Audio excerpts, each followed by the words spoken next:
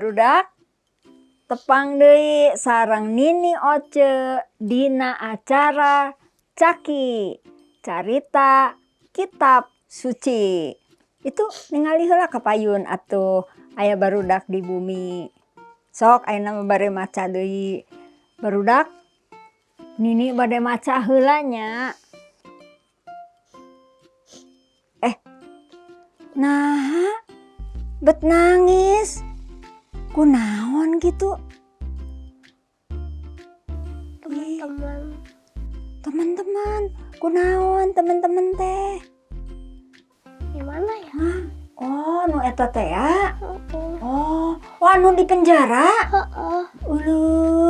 Karunya teuing nya eta teh budak teh menik kedah kitu kedah di penjara. Tapi dah kumahanya barudak ari nu midamel kasalahan mah kedah dihukum.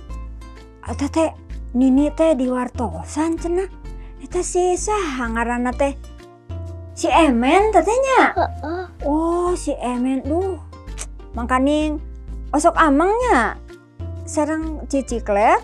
Uluh eta si Emen barudak maling, maehan, ngarampok. Katingalina mah siga nu bagernya budak teh.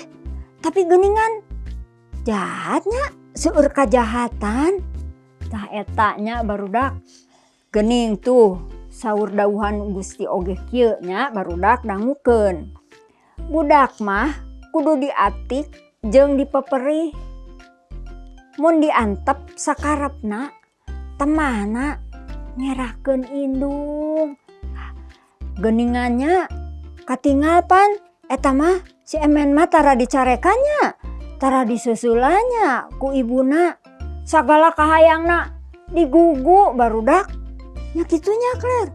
Tuh, jadi mending oge nurut ka kolot.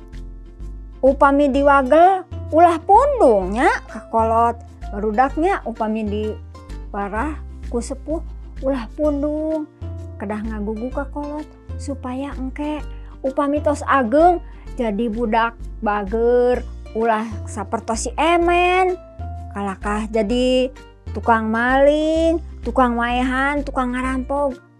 Nya barudak emutnya kedah ngagugu ka kolot.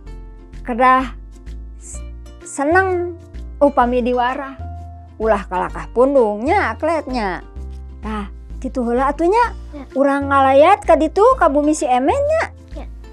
Hayu atuh barudak sakitu heula nya tepang deui engke dina acara Caki Carita Kitab Suci. Dadah.